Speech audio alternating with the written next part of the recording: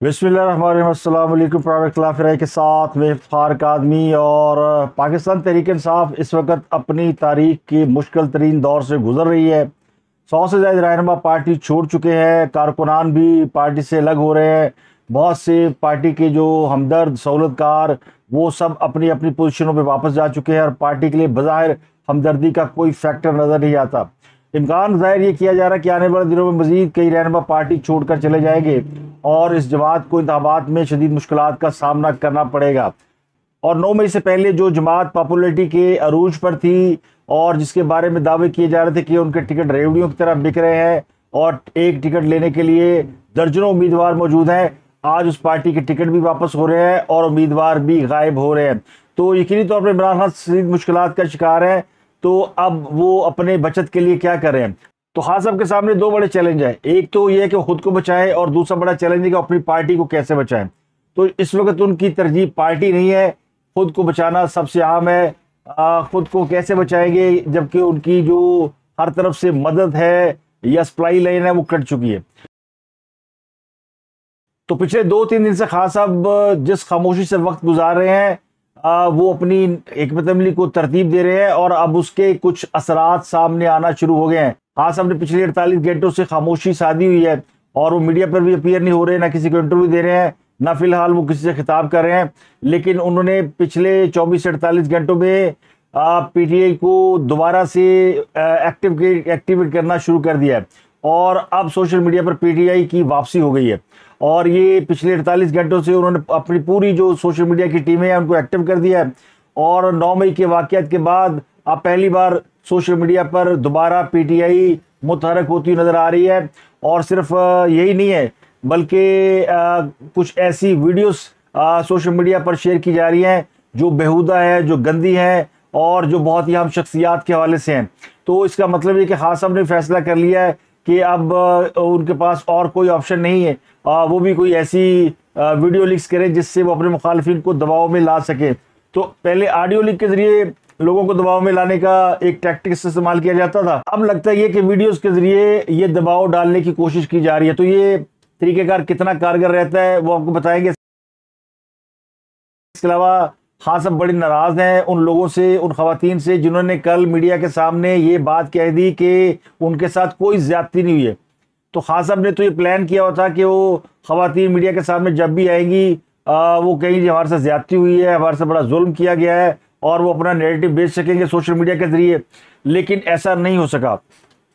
कुछ खवातीन ऐसी हैं जो कि थोड़ी अकल से पैदल हैं, तो उन्होंने वो सच बोल दिया और बोल दिया कि हमारे साथ कोई ज्यादती नहीं हुई। लेकिन फिर कल इस पर रद्द-ए-अमल दिया खान साहब ने, शदीद किस्म का, और पैगाम भेजा। उसका भी आज हमने एक रद्द-ए-अमल देखा कि पीटीआई की जो खातून रुकन असम्बली रही हैं आलिया हमजा, वो फिर आज उन्होंने अचानक ही शोर मचाना शुरू कर दिया, हमारे साथ तो ज्यादती हो रही है। हमको छोड़ डाकू है यहाँ पर, नहीं आई एम सॉरी, अब नहीं होगा। बहुत कर चुके आप लोग हमारे साथ, जो करने आप लोगों ने, जो रात को इन लोगों ने हमारे साथ किसी ने देखा है यहाँ पर जो आप लोग करें, हमारी बेटियां रुल रही है जिन्हें हमने आज तक घरों से नहीं निकलने दिया है। यहाँ पार्लियामेंट की तौहीन, क्या तौहीन है औरत की, देखेंगे सारी औरतें। नहीं मैडम, मैं सब पे केस करूंगी। इलीगली हमें कोई नहीं रख सकता और हमारी शनाख्त प्लेट हो चुकी है। हमें क्यों अंदर लेकर जा रहे हैं? हमारी फैमिली स्मार्ट है, हमारे लॉयर्स स्मार्ट है, नीड टू मीट देम। हमें उनसे मिलने फिर हम अंदर जाएंगे। और हमारे साथ मेहरबानी की जा रही है कि आपको फिजिकल टॉर्चर तो नहीं किया ना? नहीं, देखिए हमारे साथ जो रात को इन्होंने किया, क्यों 5 औरतें आकर हमारी तलाशियां लेती हैं? कौन सा जो ज्यादा बैरिकों से आधी रात को हमें उठाए? मेरे पास हमारा नाम लेके प्रेस कॉन्फ्रेंस की जा रही है और हमें बात करने का मौका नहीं दिया जा रहा है। हमें क्या कहा गया बताएं? 13 औरतें नहीं थी, 19 औरतें थी, झूठ बोल रही है। कल तक ये खवातीन कह रही थी कि हमारे साथ कोई ज्यादती नहीं हो रही, हम सब्र कर रही हैं, हम मर्दों से ज़्यादा ताकतवर हैं, 22 दिन हमने हवालात में गुजार दिए।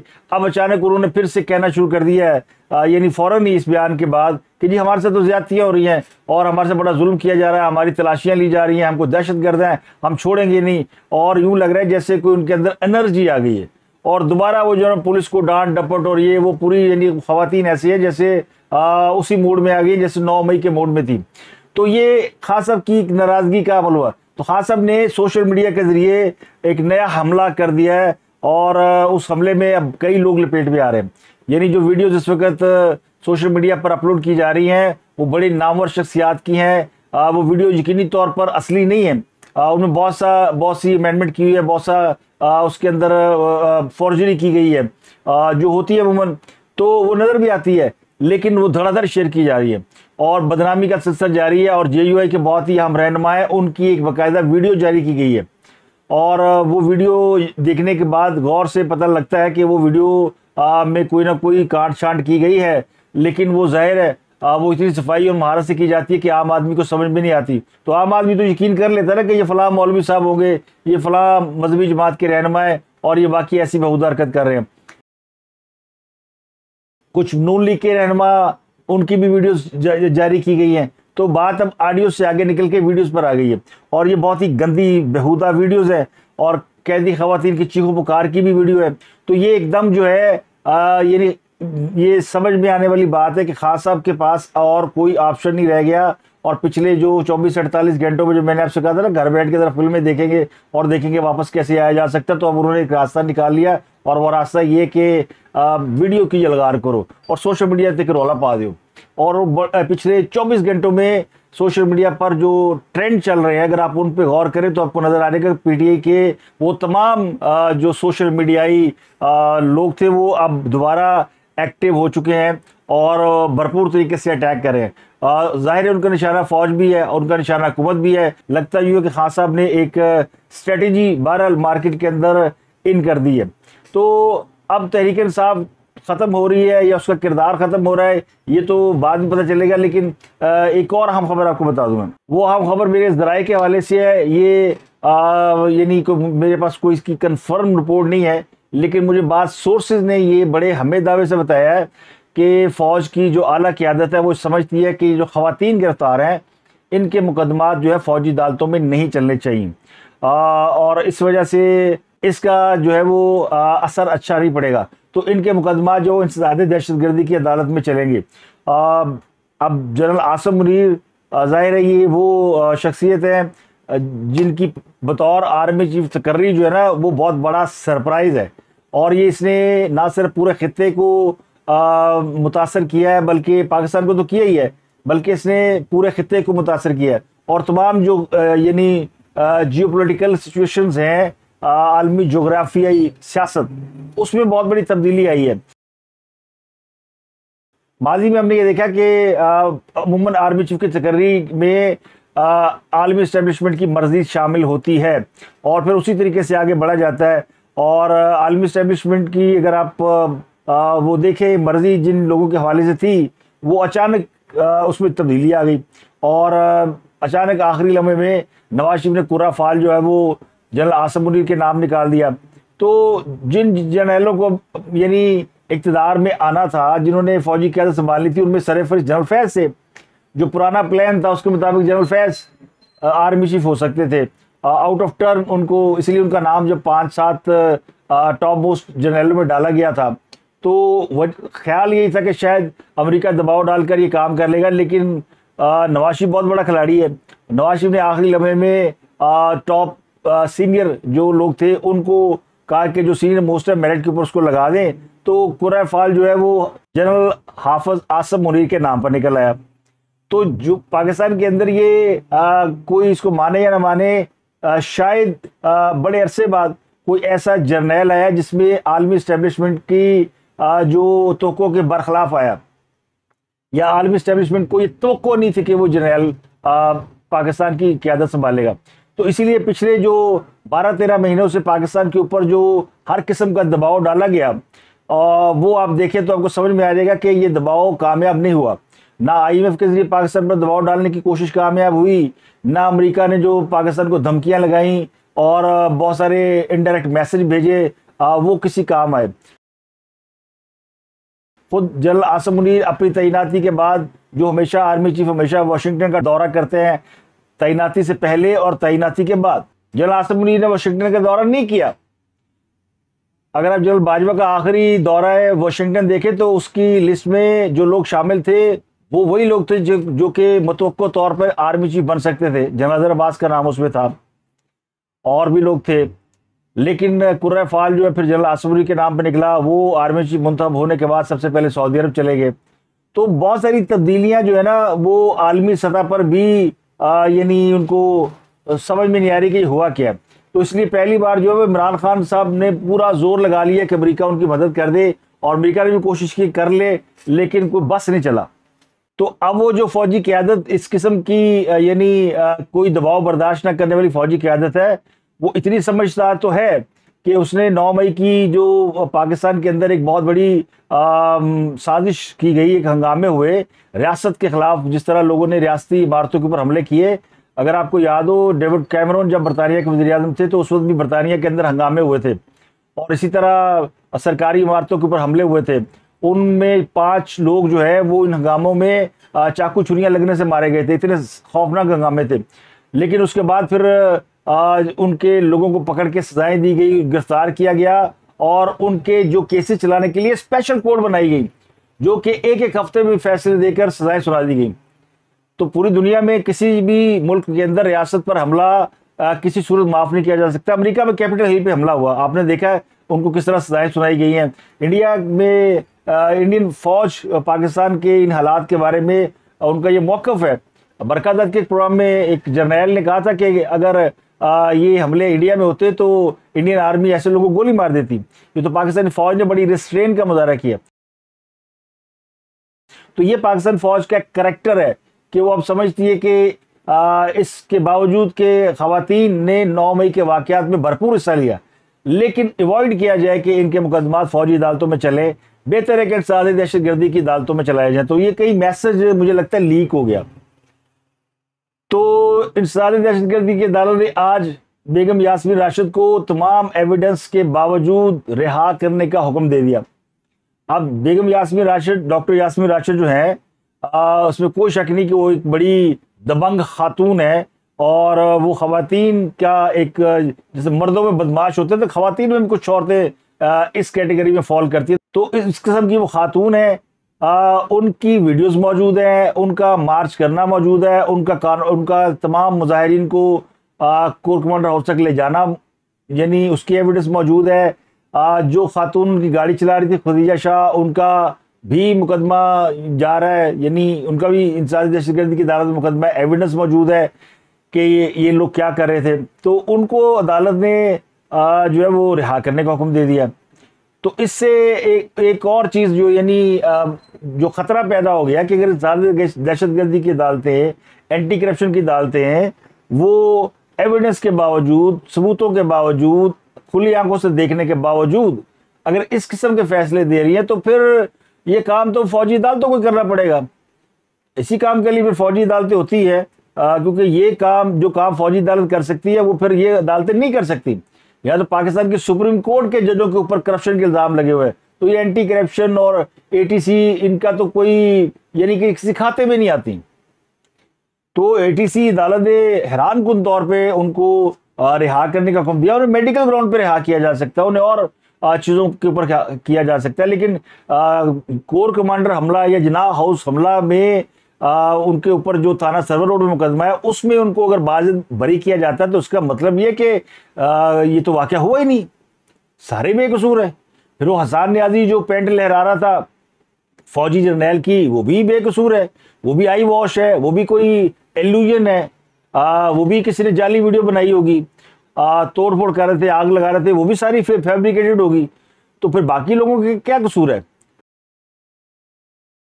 फिर वो लोग जो कि इन खवातीन के बहकावे में आकर जिन्होंने काम किए उनको क्यों सजाएं दी जा रही है?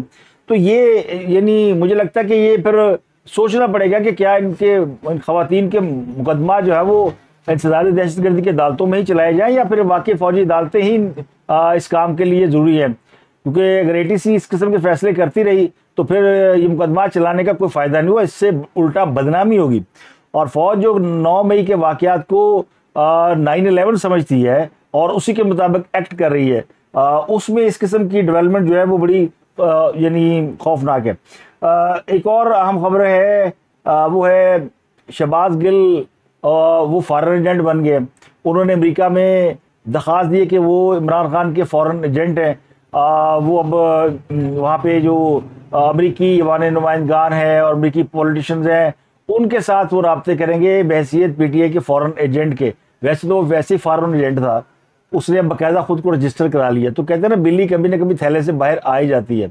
अब ये फॉरेन एजेंट जो है वो इमरान खान का हो या किसी और का हो, है वो फॉरेन एजेंट। उसने साबित किया कि इसलिए कहते हैं कि जितू दिखोती हो त्यान खलोती, यही उनकी जॉब थी।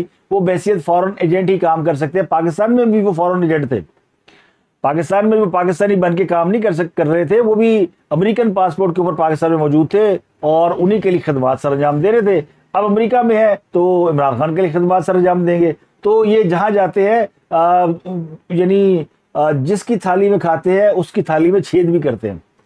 तो ये कैरेक्टर है उनका। और अब वो चूंकि वीलॉग भी कर रहे हैं, अब वो एक एंकर भी हो गए, तो हमारी फर्टर्निटी में आ गए हैं।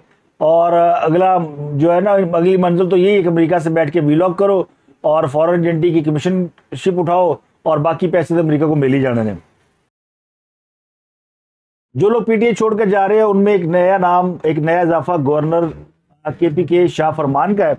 उनके बारे में इतलात ये कि उन्होंने भी हाथ खड़े कर दिए, वो किसी भी वक्त प्रेस कॉन्फ्रेंस करेंगे और यानी वो भी उन शहीदों में शामिल हो जाएंगे जो कि पीटीआई छोड़ने वालों में से। इसके अलावा साबिक वफाकी वजीर जो कि GHQ हमला केस में वांटेड है, most wanted person, top most wanted person, 2 बंदे हैं जो जिन्होंने GHQ के हमले की जो है प्लानिंग की है या उसके उनको लीड किया है। एक तो शोजब कमल है जो कि भाग गई हैं पाकिस्तान से, वो स्वीडन चली गई हैं। इसके अलावा दूसरे हैं साबिक वफाकी वजीर हैं, ये भी राजा मुशर्रफ। तो ये इनके घर पे छापे पड़ रहे हैं, ये भागे हुए। आज भी छापा पड़ा है, कल भी इनके घर पे छापा पड़ा था। तो ये घरों पे मौजूद ही नहीं, ये भागे हुए हैं। कुछ लोग कहते हैं कि जी बुशरा बीबी को नैब जो है वो इमरान खान के खिलाफ बतौर गवाह बुला रही है, और नैब ने जो नोटिस जारी किया है वो तहकीकात के लिए जारी नहीं किया बल्कि उनकी बहैसियत गवाही के लिए जारी किया है। तो अल कादर ट्रस्ट केस में बुशरा बीबी उनका 7 जून को बतौर गवाह बयान कलमबंद होगा, और ये तलवी जो है बतौर मुल्ज़म है या गवाह, ये तरमीम एक्ट के तहत नैब नोटिस में बताने का पाबंद है। तो बुशरा बीबी के जो नोटिस जारी किया गया उसमें लिखा गया कि ये गवाह है। नोटिस के मुताबिक नैब अदालत में पहले कह चुका है कि बुशरा बीबी की गिरफ्तारी नहीं चाहिए। दस्तावेजात भी तलब की गई हैं, उसके साथ registration, Punjab higher education commission से मंजूरी, वो जो बिल्डिंग बनाई है अल कादर ट्रस्ट की, उसके जो डॉक्यूमेंट्स है और एहतियात, वो सब उन्होंने मांगे कि ये आप लेके आए। हमने आपसे पूछ रहा है कि इसका ये कहाँ से आई ज़मीन, बनाया कैसे, फलाना, आप गवाही देंगी। कितना कराया था सारा इमरान खान साहब ने, यानी कमीशन तो फिर इमरान खान साहब ने लिया ना। वो जो 19 मिलियन पाउंड का केस है उसको सेटलमेंट करने के एवज ये अल कादर ट्रस्ट की ज़मीन इमरान खान साहब को बतौर तोहफा दी गई थी।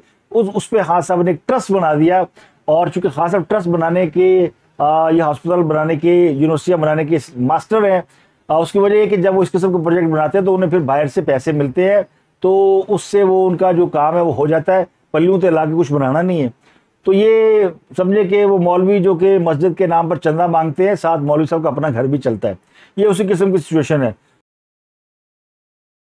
तो कल फरदौस आशिक अवान ने बुशरा बीबी के हवाले से बड़ा दिलचस्प इंकशाफ किया। उन्होंने कहा पंजाब हुकूमत में जब उन्हें वजीर बनाया गया तो वो बनी गाला गई तो उनसे कहा गया कि कुछ बकरों की सिरियाँ लेकर आओ, और वो बहुत सारी सिरियाँ लेकर बुशरा बीबी की फरमाइश पर वो बनी गाला पहुंची। और फिर बुशरा बीबी ने उन्हें कहा कि पहले पीछे जंगल में जाओ और जाकर इन सब सिरियों को जलाओ, और फिर वो जब जलाकर आई तो मैडम जादूगरनी ने उन्हें माफ़ी दे दी और उन्हें मशीर वज़ीर आला लगवाया। यानी ये वो वाक़या बता रही है कि जब वो फेडरल में थी खान साहब की इंफॉर्मेशन की एडवाइज़र, तो उनको वहाँ से हटा दिया गया था। फिर उसके बाद उस्मान बुज़ार ने उन्हें ये इंफॉर्मेशन का मुशीर लगा दिया था, लेकिन उन्हें फेडरल में जब हटाया गया था तो उसकी वजह ये थी कि उनसे बुशरा बीबी नाराज़ थी। तो बुशरा बीबी ने माफ़ी देने के लिए, यानी माफ़ी का जो जुर्माना था वो ये था कि सिरियाँ लेके आओ, साढ़े जिन्ना बुतों न पाओ, तो माफ़ी मिल जाएगी। तो वो लेके गई, उनको माफ़ी मिली, और फिर पंजाब में वो मशीर वज़ीर आला बन गई। और कहती इस बात के गवाह अलीम खान है। वैसे ख्वाजा का गवाह डड्डू ही होता है, नाल अलीम खान भी तो मुखालिफ सिंध में खड़ा है, तो वो तो कहेगा हाँ जी ऐसे ही हुआ। तो इस तरह तहरीक इंसाफ के जो कौमी असम्बली के मुस्तफ़ी होने वाले अरकान है वो स्पीकर कौमी असम्बली से रब्ता कर रहे हैं। और अब वो भी असेंबली में वापसी के लिए यानी रिक्वेस्ट कर रहे हैं। पैगाम पहुंचाया गया कि जी वापस आने के लिए तैयार है। हुकूमत की जानिब से भी पैगाम पहुंचाया गया जी कि वापस आए और कौमी असेंबली में अपना किरदार अदा करें। तो किंग्स पार्टी के बनने की इतलात है, तो किंग्स पार्टी बन रही है, तो किंग्स पार्टी के लिए किसी किंग का होना जरूरी। तो इस वक्त किंग कौन है? क्या फौज कोई पार्टी बना रही है? क्या फौज इस वक्त पार्टी की को कमान संभाले हुए को किंग पार्टी वो बना रहे हैं या कोई और बना रहा है? तो इस मरतबा ये लगता है कि ये जो पार्टियां हैं ये किंग के बगैर ही बन रही हैं। जहांगीर तरीन अपनी जगह पार्टियां बना रहे हैं। उनका दावा है कि उनके साथ बहुत से लोग शामिल हो गए हैं पीटीआई के जो छोड़ रहे हैं। इसके अलावा पीटीआई के अपने एक पंजाब में थे वज़ीर दाखिला हाशिम डोगर साहब, कर्नल हाशिम डोगर, उन्होंने ये ऐलान किया कि पीटीआई के जो लोग पार्टी छोड़ रहे हैं वो कहीं और नहीं जाएंगे, वो एक अलग ग्रुप बनाएंगे और जहांगीर तरीन के साथ भी नहीं जा रहे। उन्होंने कहा 30-35 लोग उनके साथ हैं और वो आज किसी खुफिया मुकाम पर मीटिंग शीटिंग भी कर रहे हैं। तो उन्होंने अलग से पार्टी बनाने का ऐलान कर दिया और जल्दी वो कहते हैं जी ग्रुप सामने आ जाएगा। तो टॉप स्टोरी जो मैंने आपको बताई शुरू में वो थी जनाब कि पीटीआई के ट्रोलर्स ने अब सोशल मीडिया के ऊपर नाजेबा वीडियो जो है वो वायरल करना शुरू कर दिया है और ये हुक्म जनाब इमरान खान साहब के हो रहा है। खान साहब ने जो है वो कहते हैं ना ठाकुर ने नई फौज मैदान में उतारी है और उन्होंने कहा कि वो भी कपड़े उतार के अब मैदान में आ जाएंगे। तो अब मैं क्या नाम लूँ, बहुत से मैं नाम नहीं लेता, लेकिन जेयूआई के एक बहुत ही बड़े मजहबी रहनुमा शामिल है। हुकूमत के 2 बड़े लोग हैं, एक मिनिस्टर हैं जो कि बड़ी दबंग मिनिस्टर हैं, उनके नाम से मनसूब एक वीडियो है। एक खातून रहनुमा है जो ज़रा पॉपुलर नहीं है लेकिन वो जानी सोशल मीडिया पे खासी एक्टिव है, तो उनकी भी एक वीडियो है। तो ये यानी पूरा एक अटैक किया जा रहा है और लगता जो है कि कोई या तो इनको फिर ये वीडियोस के बारे में तो सबको पता है कि इस तरह की जो नजेबा वीडियो है उनके जो कस्टोडियन है वो आईएसए के साबिक चीफ जनरल फैज़ हमीद को बताया जाता है।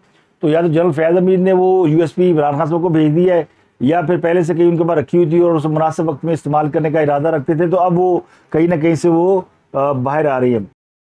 आज की सबसे बड़ी खबर ये कि चौधरी पुरेलाई का बाबा सबसे ऊपर है और जनाब चौधरी पुरेलाई कोई नहीं फड़ सकता। चौधरी पुरेलाई को गुजरांवाला की अदालत ने भी दोनों मुकदमा से बरी कर दिया। यानी ये इमरान खान के बाद चौधरी पुरेलाई पाकिस्तान के दूसरे बड़े रहनुमा हैं जो कि अदालतों के मंजूर नज़र या लाडले नजर आते हैं या किस्मत के धनी है। जेड़ी अदालत जाते ने अदालत फारिग कर दी है। कल एंटी करप्शन लाहौर ने उन्हें बरी कर दिया। आज गुजरांवाला लेकर गए थे, वहाँ 2.5 अरब की करप्शन का केस है और वो सीधा सीधा ठेकों में पैसा खाया हुआ है, लेकिन अदालत ने फैसला महफूज किया और चंद घंटों के बाद उन्हें बरी करने का हुक्म दे दिया। तो गुजरांवाला के ड्यूटी मजिस्ट्रेट ने पुरेलाई को दोनों मुकदमा से बरी कर दिया, लेकिन पुलिस ने उन्हें रिहा नहीं किया। जिस तरह डॉक्टर यास्मीन राशिद को भी आज रिहाई का हुक्म दिया गया, लेकिन वो भी रिहा नहीं हुई। लेकिन अदालतें जिस तरह सर्टिफाइड मुलजमों को या उनके खिलाफ जिनके हवाले से सबूत मौजूद है उनको रिहा कर रही हैं, तो इससे फिर जो है यानी फिर इस बात को तकवीत मिलती है कि डंडा इलाज बिगड़े तिगड़े है कि पाकिस्तान का जो अदालती निज़ाम है वो गल सड़ चुका है और उसके अंदर आपको ना इंसाफ ना मेरिट कोई भी तवक्को नहीं रखनी चाहिए। तो फिर ये जो लोग इतने बड़े बड़े मुकदमात में इन्वॉल्व है इनका तो इलाज भी फौजी अदालतें ही हैं। तो पुरेलाई की जान नहीं छूटनी, वो चाहे 10 मुकदमात से बरी हो जाएं, लेकिन मुझे लगता है कि आखिर इनकी भी यही होनी है, या ये प्रेस कॉन्फ्रेंस करेंगे या फिर ये 9 मई के वाकयात में किसी ना किसी जगह फिक्स होकर जो है वो आगे बढ़ा दिए जाएंगे। तो अब तक के लिए इतना ही। आपसे मुलाकात होती है अगले व्लॉग में। अपना गिरदुनवा के लोगों का